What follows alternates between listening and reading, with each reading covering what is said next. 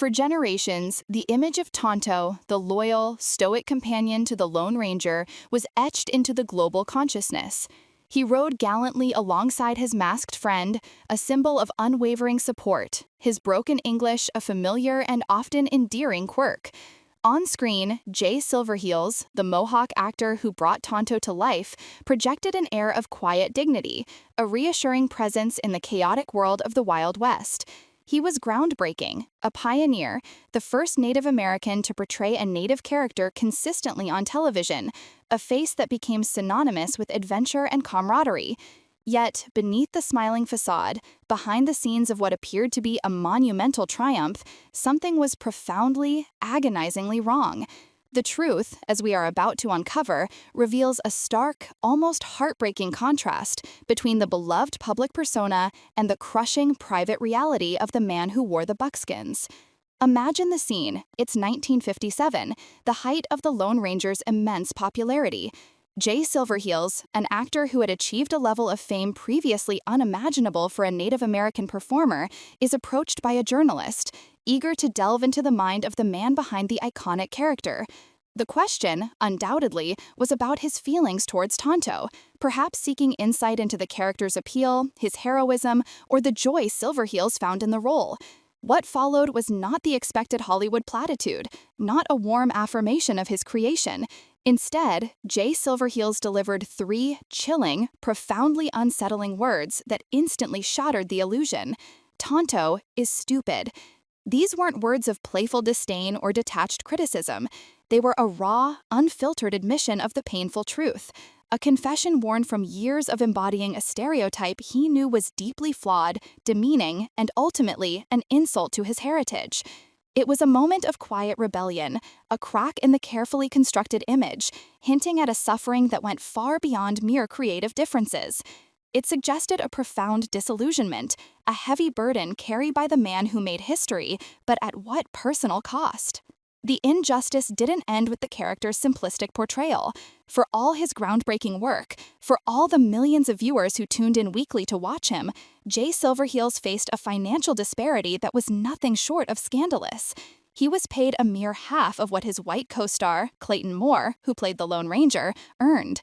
This wasn't just a matter of standard Hollywood negotiation. It was a glaring, systemic inequity, a vivid illustration of the racial pay gap that permeated the industry. Silverheels was instrumental to the show's success, his presence defining half of its central dynamic. Yet his contributions were valued at precisely half the worth of his counterparts, simply due to the color of his skin and his ethnicity. It was a daily, weekly reminder of his perceived lesser status, a constant devaluation that must have chafed against his pride and his undeniable talent. This wasn't merely about money, it was about respect, or rather, the glaring lack thereof, a tangible manifestation of the prejudice he navigated every single day of his career. And then there were the moments of outright aggression, the physical manifestations of the contempt lurking beneath the surface of Hollywood's veneer. Imagine being on set, a place meant to be professional and collaborative, only to face the very real threat of physical violence from a director. There was an instance where a director, fueled by what can only be described as a volatile mix of power and prejudice, attempted to physically attack Jay Silverheels. This wasn't a minor disagreement. It was an attempt at physical intimidation, a raw display of dominance that speaks volumes about the environment Silverheels was forced to endure. How does an actor perform, embody dignity, and project strength when faced with such overt hostility?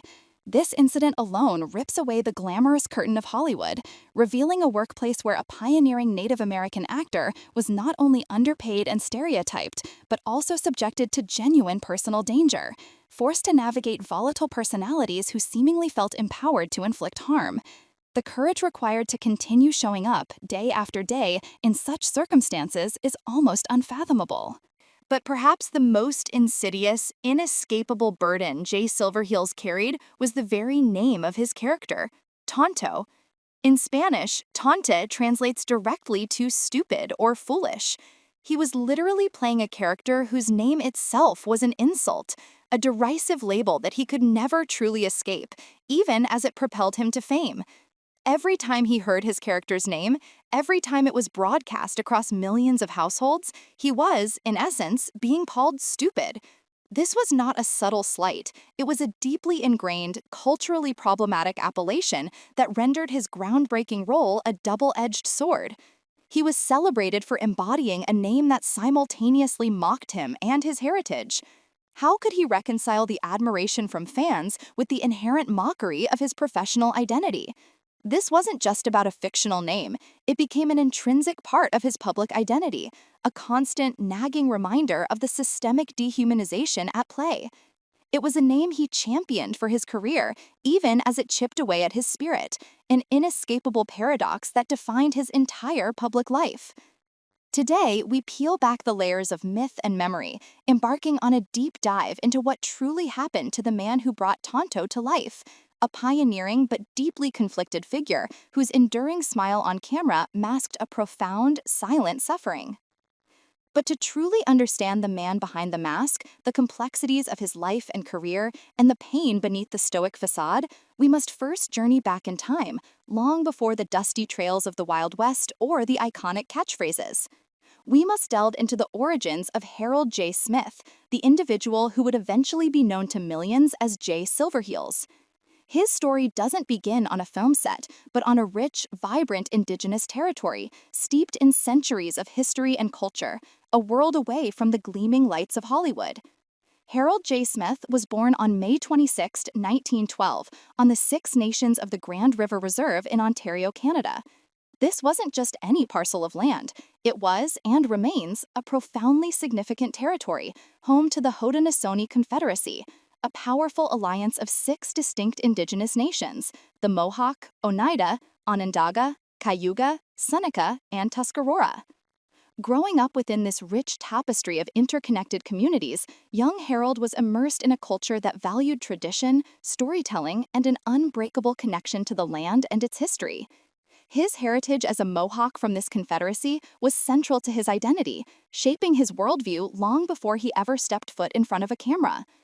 The Six Nations Reserve itself is a testament to resilience and sovereignty, established in 1784 after the American Revolutionary War as a tract of land granted to the Haudenosaunee for their loyalty to the British Crown. It was, and still is, a place where languages like Mohawk, Cayuga, and Onondaga are spoken, where traditional ceremonies are practiced, and where the values of community, respect for elders, and a deep understanding of governance, as embodied in the Great Law of Peace, were part of daily life. This was Harold's foundational world, a place of belonging and profound cultural wealth, far removed from the stereotypical portrayals he would later be forced to embody. His father, Captain A.G. Smith, was a respected figure on the reserve, a veteran of World War I, which instilled in Harold a sense of duty, discipline, and pride in his family's contributions. This strong familial and community background provided a stark contrast to the often isolated and commodified existence he would later experience in the entertainment industry. Before Hollywood ever beckoned, Harold J. Smith was already a star in a very different arena, the world of professional athletics. He possessed a remarkable physique, a testament to his natural athleticism and rigorous training, which would later make him a compelling presence on screen.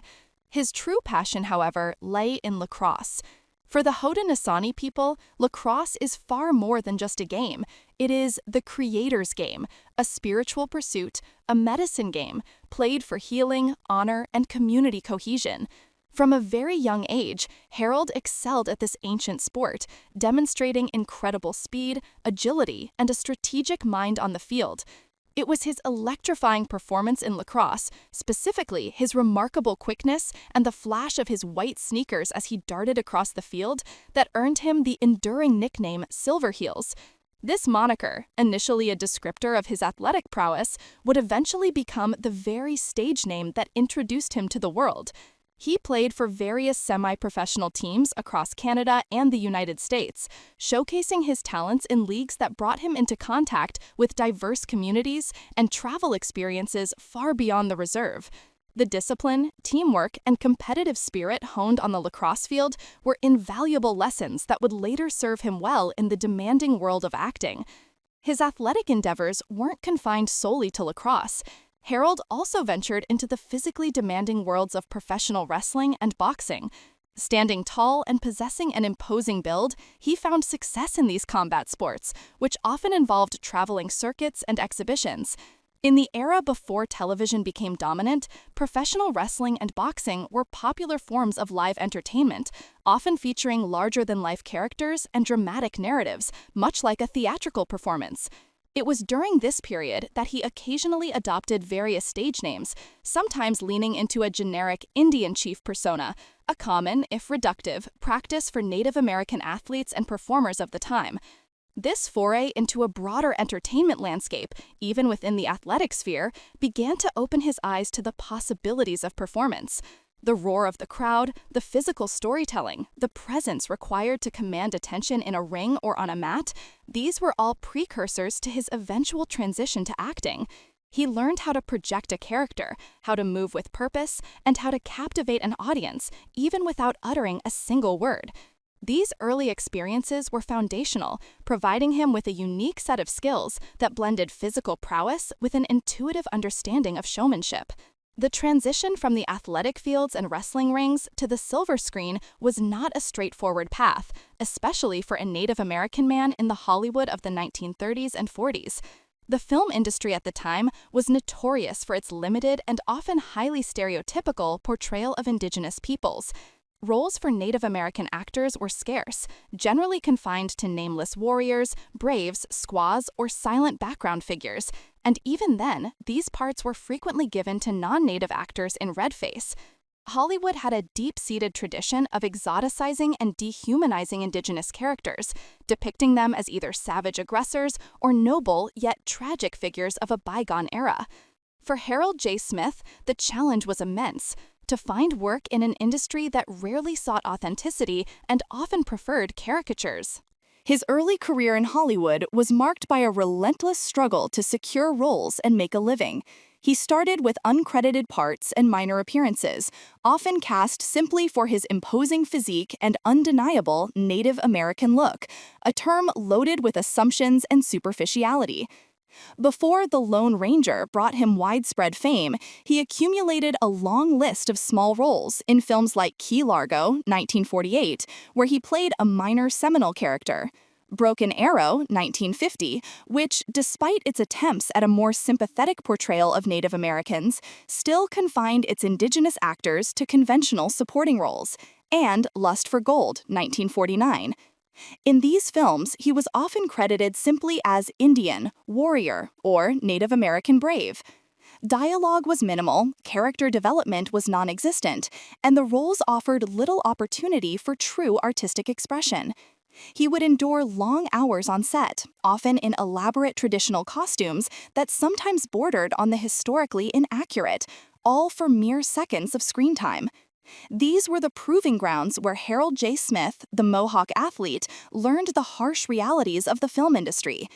He honed his craft not through complex emotional scenes, but by mastering silent presence, by conveying stoicism, dignity, or menace with just a look or a physical posture. He learned to take direction, to hit his marks, and to perform under pressure, all while navigating an environment that often saw him not as a talented actor, but as a convenient stereotype. The grind was real: the constant auditions, the rejections, the low pay, and the indignity of frequently portraying characters that bore little resemblance to the rich cultural heritage he carried within him. Yet, through it all, he persisted, driven by a quiet determination and an unwavering desire to make a name for himself, not just as an athlete, but as a performer. These lesser-known roles, often overlooked in the grand narrative of his career, were the crucible in which his resilience was forged, preparing him for the role that would define his public identity, for better or for worse. He entered Hollywood with a proud heritage, incredible athletic talent, and a deep sense of self, only to find an industry largely uninterested in anything beyond a superficial, often demeaning representation of who he was. This paradox would become a central theme of his life. In the twilight years of the 1940s, as America emerged from the shadow of World War II, yearning for simple heroism and clear-cut morality, a new kind of legend was preparing to ride across the nation's burgeoning airwaves and into its living rooms. The character of the Lone Ranger, already a titanic figure on radio, was poised for an even grander transformation. From 1933, the crackle of radio sets across the country had carried the iconic strains of the William Tell Overture, announcing the arrival of a masked rider and his faithful companion, Tonto. The success was undeniable, a cultural juggernaut that captured the imaginations of millions, particularly children. It was a time when the myth of the American West, with its stark contrasts of good versus evil, justice versus lawlessness, held an almost sacred place in the national consciousness. Television, still a nascent technology, represented a revolutionary new frontier for storytelling, and the Lone Ranger was perfectly positioned to conquer it. When the show premiered on ABC in September of 1949, it wasn't just another program, it was a phenomenon. Shot in glorious, if monochrome, black and white, with relatively modest production values by today's standards, it nevertheless possessed an undeniable magic. The narrative was straightforward. A Texas Ranger, ambushed and left for dead by outlaws, is rescued and nursed back to health by a mysterious Native American companion. The narrative was straightforward. A Texas Ranger, ambushed and left for dead by outlaws, is rescued and nursed back to health by a mysterious Native American companion. Donning a mask to conceal his identity, John Reed dedicates his life to fighting injustice, accompanied by his loyal friend, Tonto. The appeal was instant and immense. Families gathered around the glowing cathode ray tubes, captivated by the thrilling adventures, the clear moral code of the Ranger, and the unwavering bond between the two heroes. The show didn't just entertain, it instilled values. The Lone Ranger lived by a strict code of ethics, never shooting to kill, respecting the law, and always helping those in need.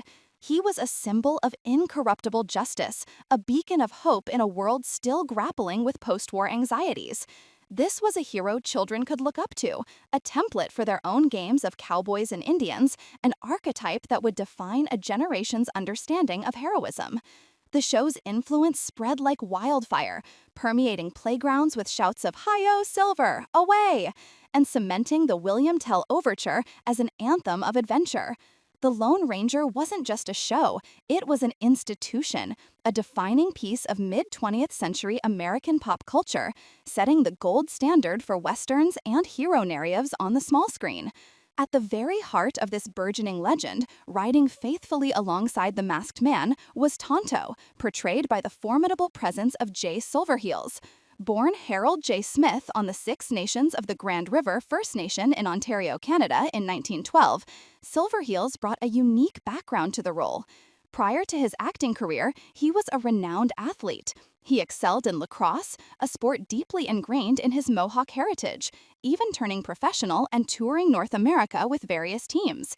His athletic prowess extended to wrestling, where he also achieved success, sometimes performing under the intriguing moniker, the Indian Chief. This physical conditioning, combined with an imposing stature and natural grace, made him a compelling figure, even before he uttered a single line on screen.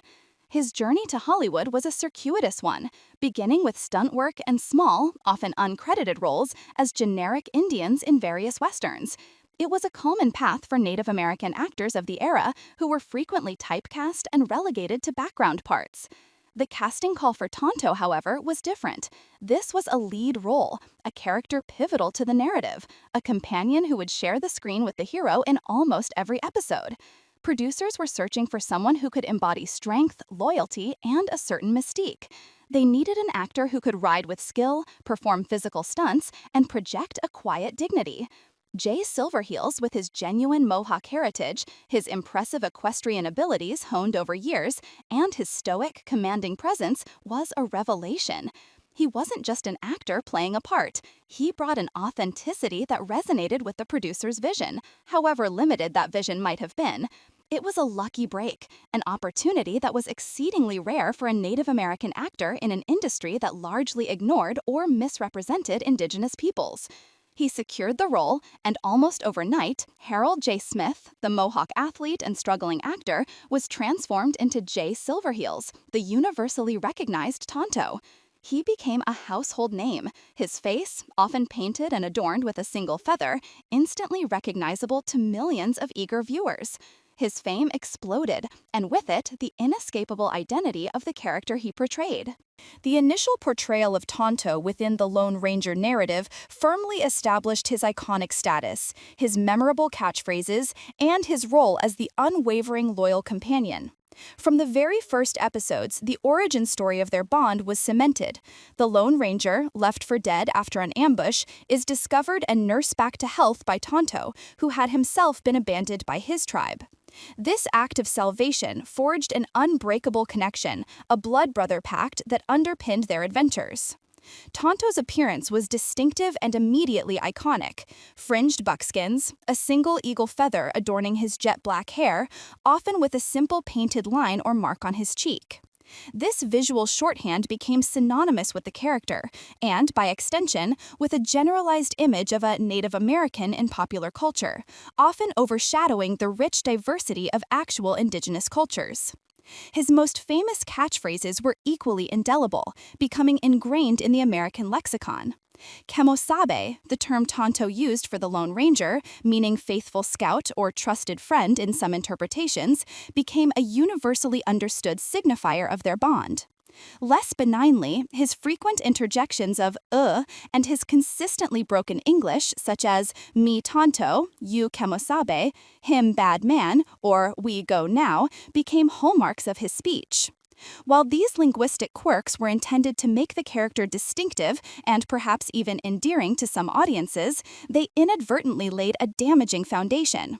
The simplicity of his language, the perpetual reduction of complex thoughts to rudimentary phrasing, reinforced a harmful stereotype of Native Americans as being less articulate, less educated, and fundamentally less sophisticated than their white counterparts.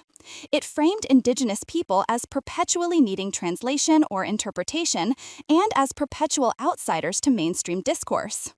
Tonto's primary narrative function was undeniably that of the loyal companion. He was always by the Lone Ranger's side, a silent, watchful presence, providing invaluable assistance. His skills were indispensable: tracking, identifying local flora and fauna, communicating with other Native American characters, though often in the same simplistic English. He served as the Ranger's eyes and ears in the wilderness, his intuitive knowledge often guiding their investigations. Yet, despite his critical contributions, Tonto remained subservient. He rarely initiated action, rarely voiced an independent opinion that wasn't immediately followed by the Ranger's lead, and never outshone his masked partner. The power dynamic was clear. The Lone Ranger was the leader, the decision-maker, the intellectual and moral center of their partnership, while Tonto was the faithful backup, the essential but secondary figure.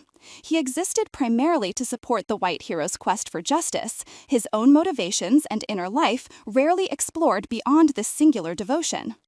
This portrayal, while making Tonto an enduring and beloved character for millions, simultaneously set the foundation for the very stereotypes that would later become a profound burden for Jay Silverheels and for Indigenous representation in media. He embodied the noble savage archetype, a wise and stoic figure connected to nature, but stripped of his agency and reduced to a loyal sidekick. This typecasting solidified the harmful notion that the good Indian was one who helped the white hero, rather than pursuing his own destiny or challenging the status quo.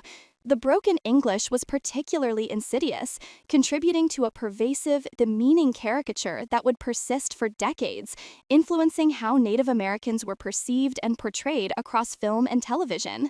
Tonto's lack of individual depth, his consistent portrayal as a type rather than a complex individual with his own dreams, family, or tribal conflicts, further cemented a monolithic and often demeaning image of Indigenous peoples. He was the always-there Indian, existing solely in relation to the white protagonist, reinforcing a narrative that marginalized and simplified Native experiences.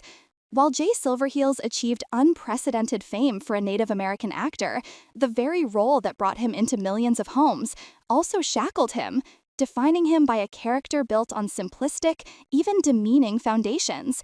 The smile he gave on camera, the stoic resolve of Tonto, masked a deeper complexity and a growing silent struggle that would later surface. From the very outset, the character of Tonto, despite his enduring popularity and the seemingly benign role he played in the annals of television history, was an inherently flawed and deeply problematic creation, a product of an era steeped in pervasive racial stereotypes. The fundamental issue, the very bedrock of its problematic nature, was woven into the fabric of his identity, beginning, quite shockingly, with his name.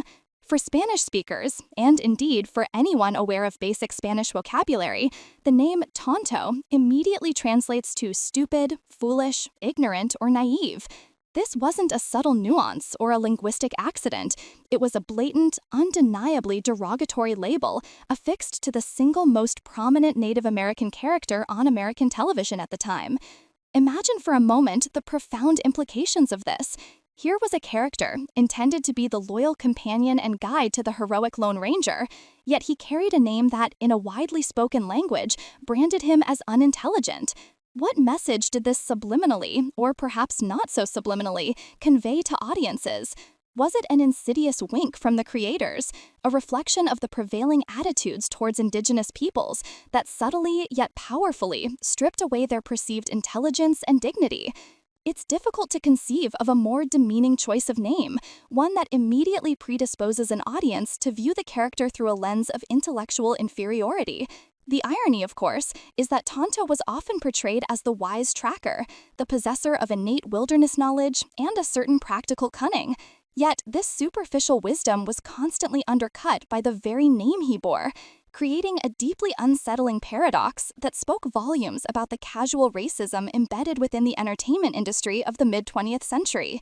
It suggested that even when granted a semblance of sagacity, the Native American character's core identity was still rooted in a perceived lack of intellect, a foundational insult that permeated every interaction and every storyline. Beyond the egregious choice of name, Tonto's character arc and portrayal relentlessly perpetuated a series of deeply harmful stereotypes about Native Americans. First and foremost, he was the quintessential subservient sidekick. Tonto's existence was almost entirely defined by his relationship to the Lone Ranger. He was never the primary agent of action. He was always secondary, a loyal shadow to the white hero. His purpose was to assist, to advise within a limited scope, to provide a set of specific skills, primarily tracking and wilderness survival, that the Lone Ranger, the embodiment of Western civilization, lacked. Tonto had no independent aspirations, no deeply explored personal life, no grand adventures of his own that didn't somehow tie back to Kemo-sabe. He was the perpetual follower, always riding a few paces behind, always deferring to the Lone Ranger's judgment, always ready to lend a hand without question or complaint. This consistent portrayal cemented the harmful trope of the faithful Indian companion, a character archetype designed not to represent Indigenous peoples authentically, but to elevate and validate the white protagonist, reinforcing a colonial power dynamic where Native individuals existed solely to serve and facilitate the goals of their white counterparts. Their agency, their cultures, and their individual stories were systematically erased in favor of this one-dimensional, obedient role. Furthermore, Tonto was notoriously inarticulate. His most iconic lines, Kemo-sabe and alongside his stilted, broken English, became cultural touchstones but at a tremendous cost. His vocabulary was limited, his sentence structure simplistic, often grammatically incorrect, and frequently punctuated by grunts and monosyllabic utterances. While this speech pattern became instantly recognizable and even endearing to some audiences, its impact on the perception of Native Americans was devastating. It perpetuated the false and deeply offensive stereotype that Indigenous peoples were less intelligent, uneducated, or simply incapable of fluent, complex communication. It stripped away the rich linguistic diversity and eloquence of countless Native nations, replacing it with a cartoonish simplification that reduced their intellectual capacity in the public imagination. The Lone Ranger, by contrast, spoke with clarity, authority, and often a certain grandiloquence. This stark linguistic disparity further emphasized a perceived intellectual gulf between the two characters, positioning the white hero as the epitome of advanced thought and language, while Tonto was relegated to a more primitive form of expression. It was a subtle yet powerful mechanism for demeaning an entire people by diminishing their capacity for articulate thought. Connected to this perceived inarticulateness was the overarching suggestion of Tonto being less intelligent overall. While he possessed specific, valuable skills like tracking and an intimate knowledge of the land, these were often framed as instinctual or primitive wisdom rather than intellectual prowess. He rarely engaged in complex problem-solving or deductive reasoning in the same way the Lone Ranger did. His contributions were often reactive or advisory within a very narrow framework. The show's narrative structure consistently positioned the Lone Ranger as the intellectual leader, the one who formulated plans, deduced clues, and ultimately solved the overarching mysteries. Tonto's intelligence, when acknowledged, was compartmentalized and often presented as a natural ability, subtly denying him the capacity for abstract thought or sophisticated strategic thinking. This distinction was crucial as it allowed the creators to give Tonto a semblance of utility without ever elevating him to the intellectual par of his white partner, thereby maintaining the established racial hierarchy in the show's premise. It presented native intelligence as something less refined, less developed, and ultimately less valuable than Western analytical thought. It's against this backdrop of deeply ingrained stereotypes and demeaning characterization that Jay Silverheels' now famous quote, "Tonto is stupid," resonates with such profound and heartbreaking significance. Silverheels was not merely an actor delivering lines. He was a full-blooded Mohawk man, born Harold J. Smith, a man of immense personal dignity, intelligence, and a rich cultural heritage. He was an accomplished athlete, a boxer, a champion lacrosse player, and a charismatic individual who had a commanding presence off-screen. To inhabit the role of Tonto, to don the buckskin and feathered headband, to utter the broken English, and to constantly play the subservient sidekick must have created an immense, gnawing internal conflict for him. His "Tonto is stupid" quote was not simply an observation of the character's intellectual limitations within the narrative. It was a deeply personal cry of frustration, a condemnation of the role itself, and, by extension, the system that created it and forced him into it. It was Jay Silverheels acknowledging the fundamental injustice and demeaning nature of the character he was compelled to portray for a living. Imagine the cognitive dissonance, a proud Mohawk man embodying a character whose very name and mannerisms were a degradation of his own people, a caricature that erased their true complexity and intelligence. Every kimosabe, every ugh, every deferential nod must have chipped away at his spirit, even as it secured his livelihood. This quote was Silverheels seeing Tonto for what he truly was, stripped of the glamour, a popularity, and the steady paycheck.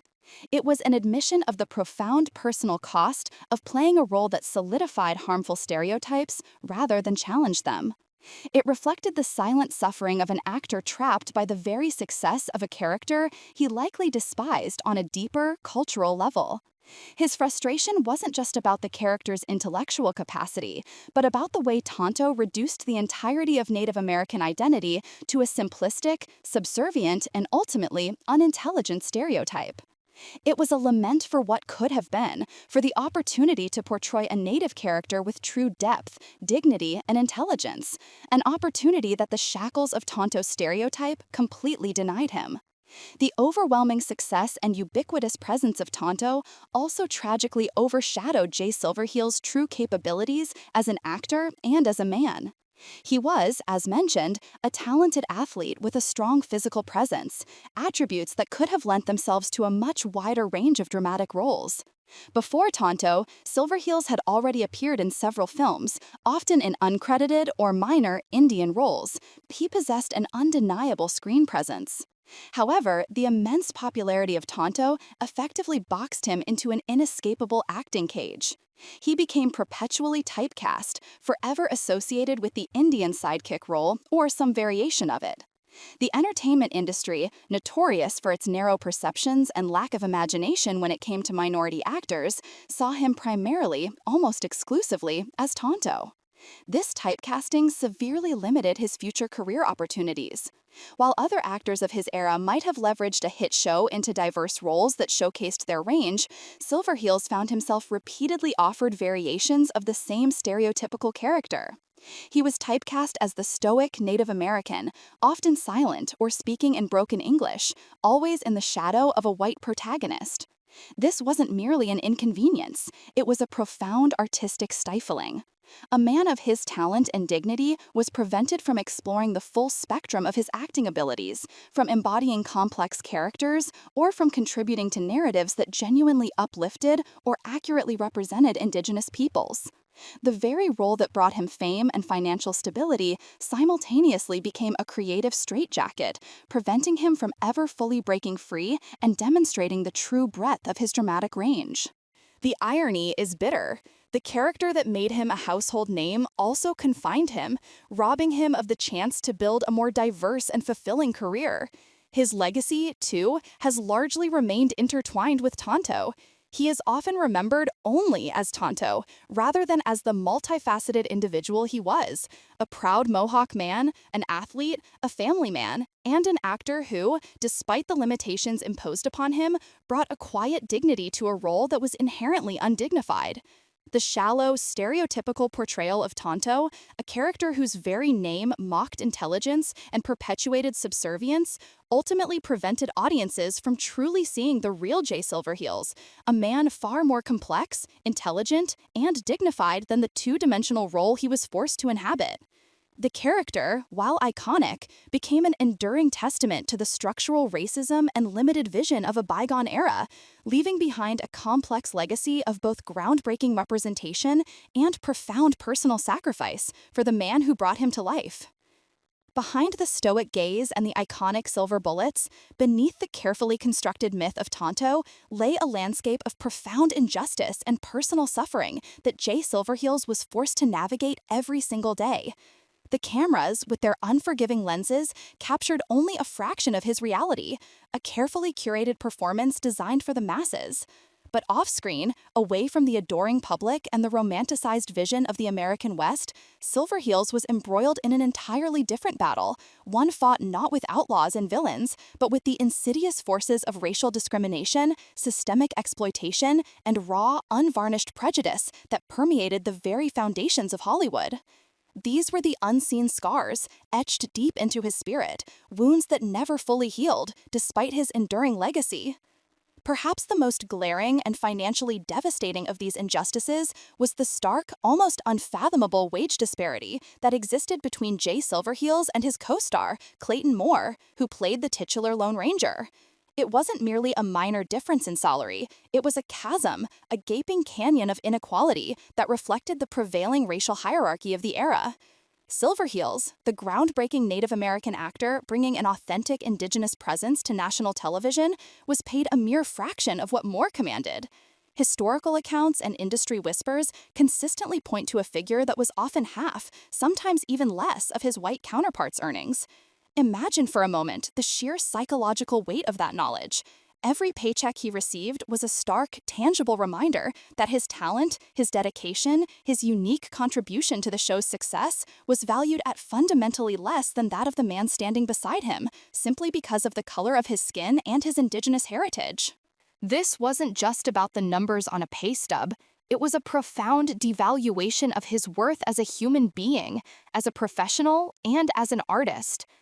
While Clayton Moore enjoyed the fruits of his stardom, negotiating lucrative deals and securing a comfortable future, Silverheels was left to contend with the precarious reality of earning significantly less, despite being an equally indispensable part of the show's massive appeal.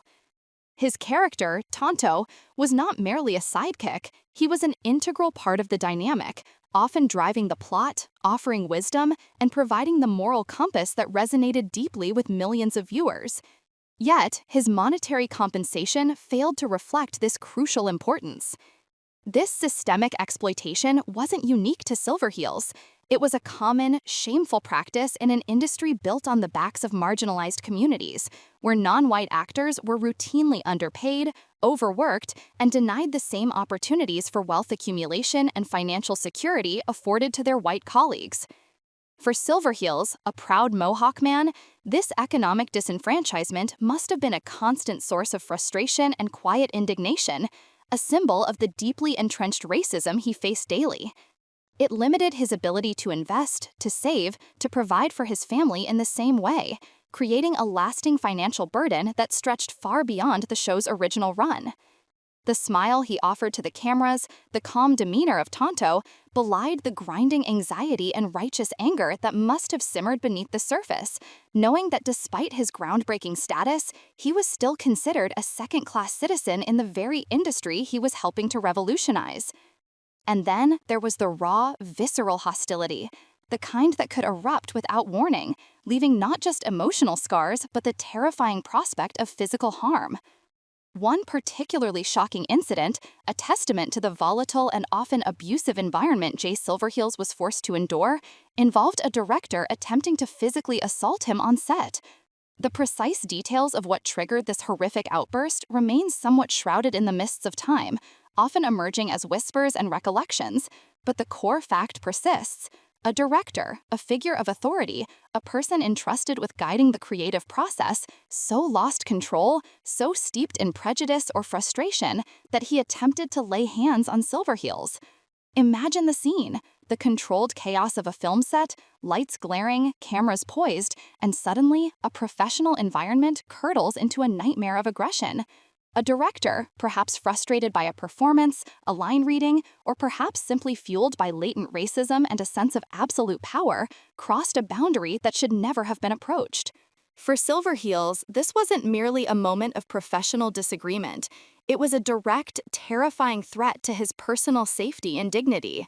In an era where workplace protections were virtually non-existent, especially for non-white actors, such an act of aggression carried immense weight. He was likely in a position where fighting back could lead to immediate termination, blacklisting, and the destruction of his career. So he had to absorb it, to deflect it, to endure it, all while knowing that the perpetrator likely faced no meaningful repercussions. This incident wasn't just about a director's temper. It was a chilling manifestation of the power dynamics at play, where a white man in a position of authority felt emboldened to physically threaten a Native American actor with impunity. It speaks volumes about the systemic disrespect and dehumanization that Indigenous people, particularly those brave enough to step into the public eye, were subjected to. This wasn't an isolated event in the broader tapestry of Hollywood's treatment of minority actors. Rather, it was a dramatic, harrowing example of the constant threat of verbal abuse, intimidation, and even physical confrontation that could be unleashed upon those deemed other. It forced Silverheels to navigate a professional world not just with talent and dedication, but with an unspoken need for constant vigilance, a readiness to protect himself from the very people he was supposed to be collaborating with. The memory of such a moment, the adrenaline, the fear, the indignation, must have lingered, tainting every subsequent interaction and reinforcing the precariousness of his position. Beyond these dramatic incidents of pay disparity and attempted assault, Silverheels routinely faced a more insidious, pervasive form of prejudice, the subtle yet relentless microaggressions and casual disrespect that chipped away at his spirit. Anecdotal evidence from colleagues, friends, and family paints a picture of an industry that, while benefiting immensely from his talent, rarely extended him genuine respect or recognition as an equal. There were the dismissive comments, often cloaked as jokes about his heritage or his character, that undermined his intelligence and cultural background. He was frequently pigeonholed, not just in terms of roles, but in how he was perceived off-camera. Studio executives and even fellow crew members often struggled to see him as anything other than Tonto, failing to recognize the complex, multi-talented man who was an accomplished athlete, a gifted musician, and a thoughtful individual with a rich cultural lineage. His suggestions regarding the authenticity of Native American portrayals or dialogue were often brushed aside, seen as an unnecessary complication rather than valuable insight from an actual Indigenous person. The constant battle against stereotypical portrayals wasn't just on screen, it bled into his everyday life on set. He was likely subjected to the incessant, tiresome questions about Indian magic or ancient tribal rituals, reducing his rich, diverse Mohawk culture to simplistic, exoticized tropes. His presence, while groundbreaking, often seemed to be viewed as a token rather than an opportunity for genuine cultural exchange or understanding. He carried the heavy burden of representing an entire people, yet was simultaneously denied the agency to truly shape that representation or demand equitable treatment. This constant barrage of small indignities, while perhaps less dramatic than an attempted assault, cumulatively inflicted a profound psychological toll. It meant constantly having to justify his presence, to assert his humanity, and to fight for respect in an environment that often seemed determined to strip it away. Jay Silverheels smiled for the cameras, embodying a character of unwavering loyalty and quiet strength. But behind the scenes, he was a man silently battling an industry that reveled in his image while simultaneously exploiting his identity and diminishing his worth. The scars were unseen, but their impact on his life, his career, and his legacy were undeniably profound and enduring. The whispers of discontent, the quiet frustration Jay Silverheels harbored, eventually coalesced into a more public and certainly more profound commitment to activism and advocacy. The man who had uttered those 3 damning words, "Tonto is stupid," couldn't simply let that sentiment fester. He had to act upon it, to channel that frustration into meaningful change. It became increasingly clear that for Silverheels, simply playing a role was no longer enough, especially when that role inadvertently cemented damaging stereotypes. His journey began to shift, moving beyond the confines of the script and into the broader, more challenging arena of cultural representation.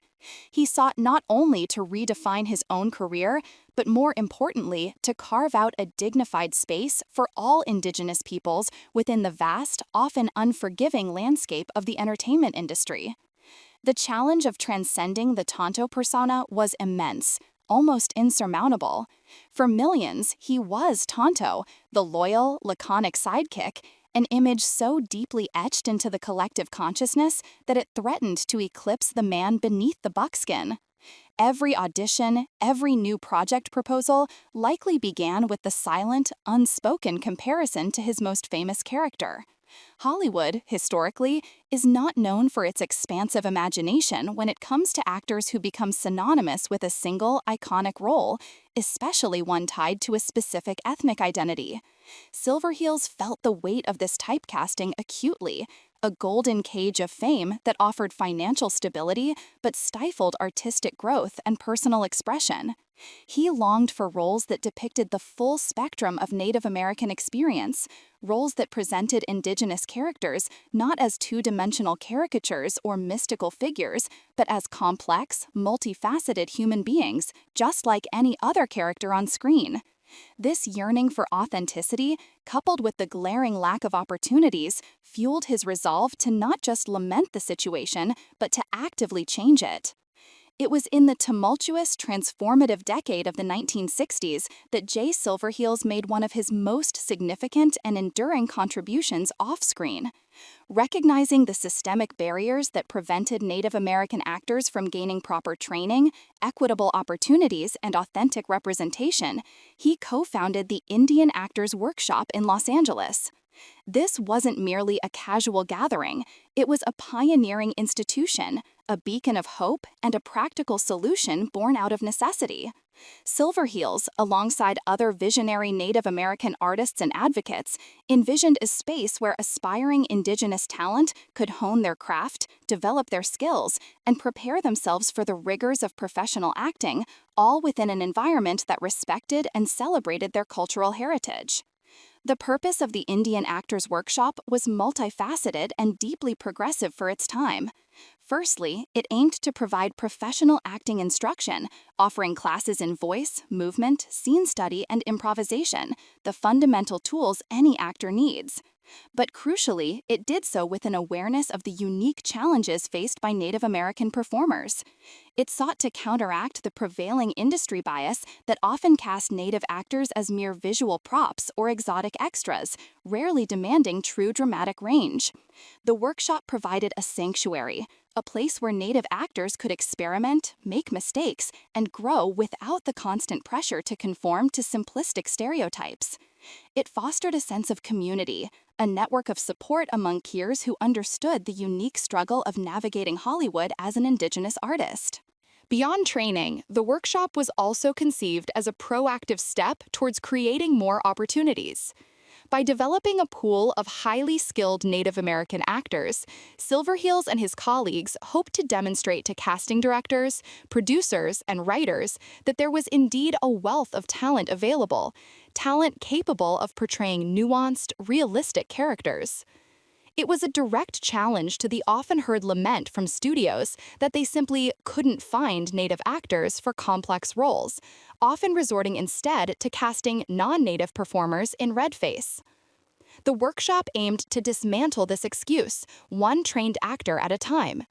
Its very existence was an act of advocacy, a tangible manifestation of Silverheels' belief that true representation began with empowering those who could authentically portray their own stories.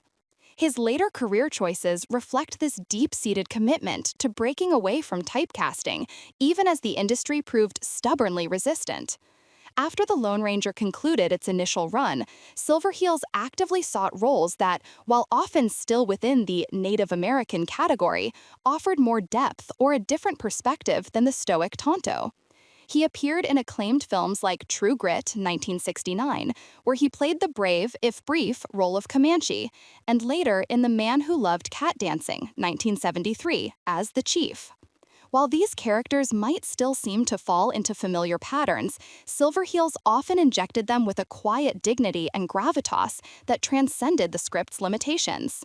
He was an elder in Catch as Catch Can, 1967, and appeared in numerous television westerns and dramas throughout the 60s and 70s, attempting to imbue each character with as much humanity as possible, pushing back against one-dimensional portrayals whenever he could. He also found a unique niche in lending his voice and image to educational and public service announcements, using his celebrity to promote Native American culture and address social issues. This was a subtle but powerful form of advocacy, allowing him to bypass the narrative constraints of traditional entertainment roles and speak directly to audiences about matters important to Indigenous communities. These appearances allowed him to present himself not just as an actor, but as an elder statesman, a cultural ambassador, and a respected voice for his people. Despite his tireless efforts and the noble intentions behind initiatives like the Indian Actors Workshop, the challenges of typecasting remained a pervasive and disheartening reality. Hollywood's ingrained stereotypes were not easily dislodged. The very success of Tonto, paradoxically, became his biggest artistic hurdle. Audiences and casting directors alike struggled to see him as anyone else. For every slightly more nuanced role he secured, there were likely dozens of offers for generic Indians, roles that demanded little more than stoicism, grunts, or a specific visual aesthetic. He continued to fight this battle for dignity and respect throughout his career, often accepting roles that he knew were reductive simply to continue working, to maintain a presence, and to support his family. It was a constant negotiation, a tightrope walk between artistic integrity and the pragmatic realities of a working actor, in an industry that was slow, almost glacially so, to evolve its understanding and portrayal of Indigenous peoples. Yet through it all, Jay Silverheels maintained a quiet strength, embodying a resilience that extended far beyond the characters he played. His smile might have been for the camera, but his struggle was real, his advocacy profound, and his legacy as a pioneer of Native American representation undeniably enduring. Jay Silverheels' narrative is not merely a forgotten footnote in Hollywood's vast history.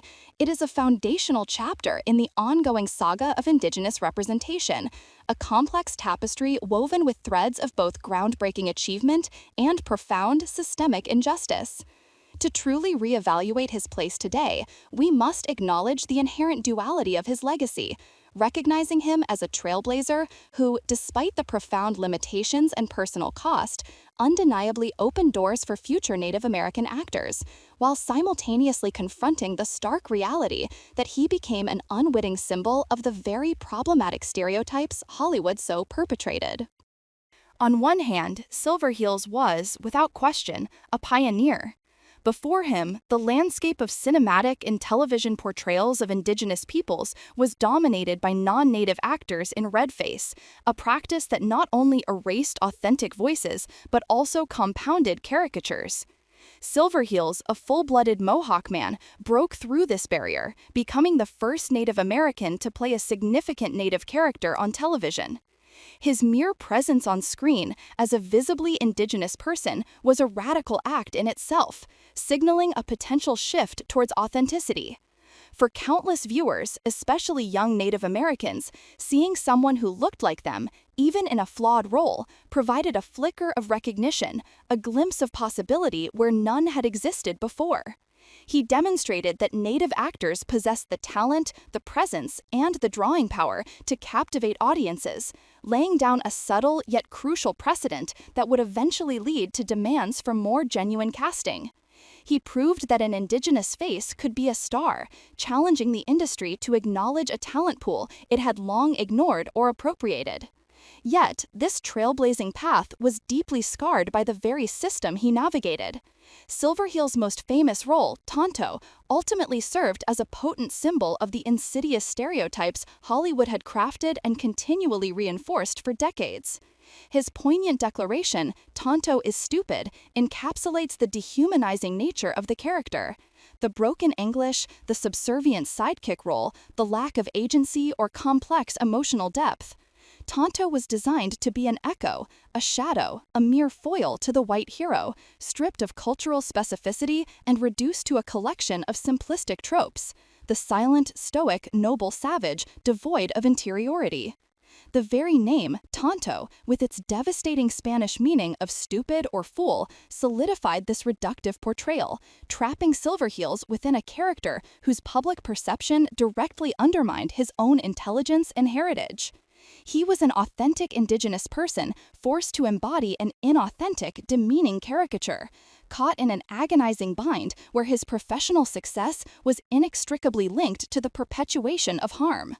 The stories of his lower pay, the onset disrespect, and the frustration he harbored were direct consequences of this systemic devaluation, a reflection of how little value Hollywood truly placed on the Indigenous man behind the mask. His struggle, therefore, transcends personal anecdote.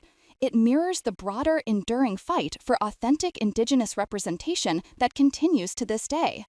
The disparity between who Jay Silverheels was, a highly skilled athlete, a man of profound culture and intellect, and the character he was forced to inhabit highlights the historical power imbalance in media.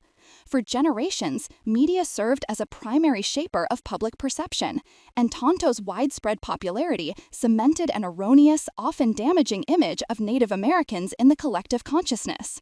This cultural impact extended far beyond the screen, affecting how Indigenous peoples were perceived in society, contributing to prejudice, and even impacting self-identity within Native communities. Silverheels' story is a stark reminder of the immense responsibility that comes with storytelling and the devastating consequences when that power is wielded without respect or genuine understanding. Today, as Indigenous creators reclaim their narratives, producing groundbreaking work like Reservation Dogs, Dark Winds, and Prey, the significance of Silverheels' experience becomes even clearer. These contemporary works showcase the rich diversity, humor, complexity, and resilience of Native cultures, offering fully fleshed out characters with agency and self-determination. They stand in stark contrast to the flat, one-dimensional portrayal of Tonto, revealing just how far the conversation has progressed, a progression built in part on the foundations laid by Silverheels' difficult path. His legacy serves as both a cautionary tale of what happens when stories are told about a people rather than by them, and an inspiration for the imperative to uplift Indigenous voices. His enduring influence on subsequent generations of Native performers and activists cannot be overstated. While he may not have lived to see the full blossoming of Indigenous filmmaking, his presence on screen, however constrained, sparked critical conversations. His experiences fueled the arguments of early Native American advocacy groups who critiqued media portrayals, recognizing that stereotypes on screen translated directly into real-world discrimination. Later actors, directors, and writers, many of whom grew up watching Tonto, were acutely aware of the pitfalls he faced. They understood the necessity of pushing back, demanding better roles, and ultimately taking control of their own narratives. Figures like Wes Studi, Graham Greene, and Zahn McClarnon, and the current wave of Indigenous talent stand on the shoulders of individuals like Silverheels, navigating an industry that, while still imperfect, is now more receptive to authentic storytelling, thanks to the barriers he, and others like him, bravely chipped away at. Jay Silverheels' painful compromise paved a path, making the current blossoming of Indigenous talent and storytelling not just possible, but essential. His life and career are a testament to resilience, a call to action, and a crucial reminder that true representation is not merely about who is seen, but how they are seen and who controls the gaze. We've journeyed through the remarkable, yet often heartbreaking life of Jay Silverheels, the man who brought Tonto to life in such an indelible way.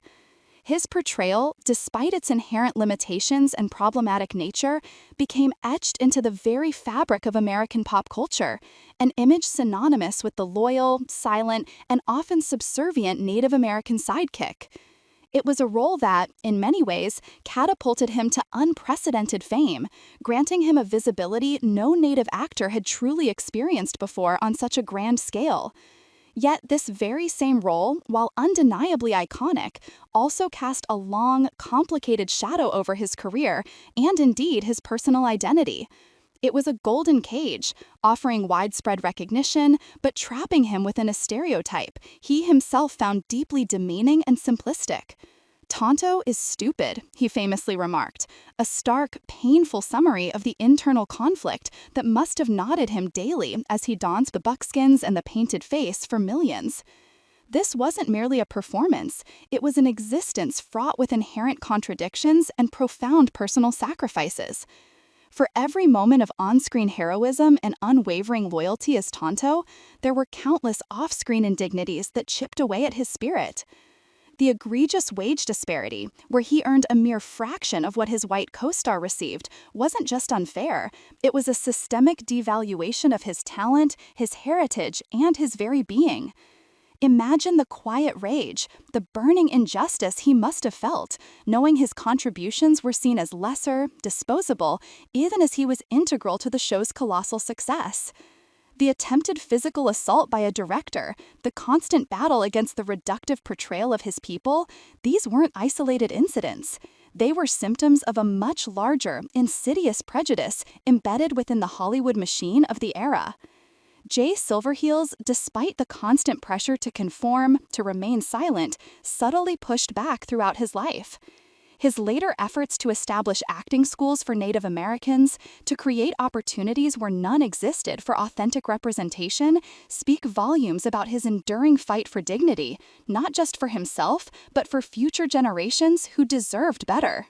So, as we close this chapter on his extraordinary life, it's crucial to remember that Jay Silverheels was never just Tonto. He was Harry Smith, a Mohawk ironworker, a world-class wrestler, a devoted husband and father, a man of immense physical strength, quiet intellect, and profound resilience. He navigated a treacherous landscape where his identity was constantly being commodified, distorted, and underestimated. He chose to smile through the silence, to endure the slights, not out of weakness, but out of a profound sense of fortitude and a deeply ingrained understanding of the importance of presence, even problematic presence, in a world that largely ignored Indigenous voices altogether. He carried the weight of expectation and stereotype with a stoicism born of necessity, always hoping that his visibility, however constrained by the role, might pave the way for something more authentic and respectful in the future. His true legacy, therefore, extends far beyond the "Hi-yo, Silver" calls and the broken English of his most famous character. Jay Silverheels stands as a poignant reminder of the human cost of early Hollywood's often insensitive portrayals. His life compels us to look beyond the surface, to question the narratives we've been fed, and to recognize the complex humanity that existed behind the two-dimensional stereotypes. He was a pioneer who broke barriers, yes, but he also became a vessel for a cultural wound, a symbol of a painful compromise. His story urges us to listen more closely to the voices that were silenced, to understand the sacrifices made, and to continue the ongoing, vital work of ensuring that true dignity and authentic representation are finally achieved. Jay Silverheels' enduring truth is a testament to resilience, a powerful call for critical reflection, and a profound echo from the past, reminding us that every smile can hide a story and every silence holds a deep truth waiting to be heard.